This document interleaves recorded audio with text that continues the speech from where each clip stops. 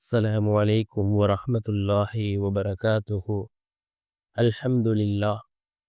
الحمد لله الذي نحمده ونستعينه ونستغفره ونؤمن به ونتوكل عليه. أما بعد. அன்பிற்குரிய அல்லாஹ்வின் நல்லடியார்களே, அன்பு சகோதரர்களே, நாம் தொடர்ச்சியாக பார்த்து வரக்கூடிய துஆக்களினுடைய திக்ருகளினுடைய தொகுப்பில் நாம் இன்று பார்க்க இருக்கின்ற விடயம் என்னவென்றால், இன்றைய தினம் ரமலான் மாதத்தின் 5வது நோன்பை நாம் நோக்கிருக்கின்றோம். நோன்பு திறக்கக்கூடிய நேரம், இஃப்தாருடைய நேரம்.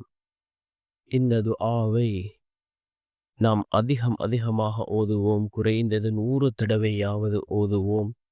இதனை ஓதி நாம் அல்லாஹ்விடம் பிரார்த்தனை செய்தால் அல்லாஹ் நம்முடைய பிரார்த்தனைகளுக்கு உடனே பதில் வழங்குகின்றான். இதனை ஓதி நாம் நம்முடைய தேவைகளை கேட்டால் அல்லாஹ் நம்முடைய தேவைகளை பூர்த்தி செய்து தருகின்றான். அப்படிப்பட்ட மிகச்சிறந்த ஒரு துஆவை தான் நாம் இன்றைய வீடியோவில் பார்க்க இருக்கின்றோம்.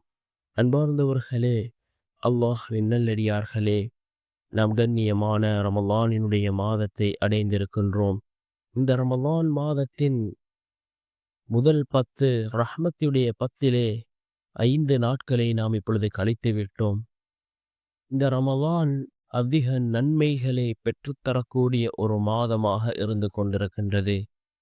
ஒரு ஃபர்லுக்கு 70 ஃபர்லினுடைய நன்மையை அல்லாஹ் வழங்குகின்றான்.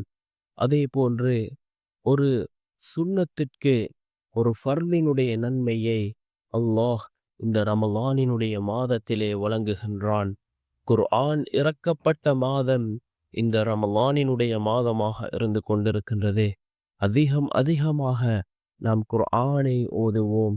நிச்சயமாக அல்லாஹ் ஜல்ல சுப்ஹானஹு வ தஆலா நமக்கு ஏராளமான நன்மைகளை இந்த ரமலானினுடைய மாதத்திலே வழங்குகின்றான்.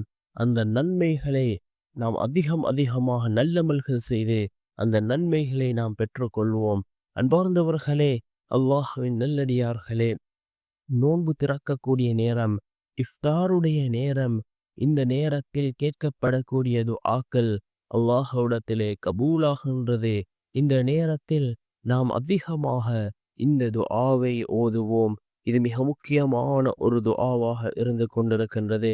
ரசூலுல்லாஹி ஸல்லல்லாஹு அலைஹி வஸல்லம் அவர்கள் சஹாபாக்களுக்கு கற்றுக் கொடுத்த மிகவும் சக்தி வாய்ந்த ஒரு துஆ.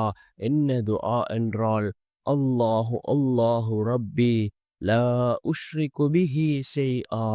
அல்லாஹு அல்லாஹு ரப்பி லா உஷ்ரிகு பிஹி ஷைஆ என்று வரக்கூடிய இந்த துஆவை ஓதி நாம் அல்லாஹ்விடம் பிரார்த்தனை செய்வோம்.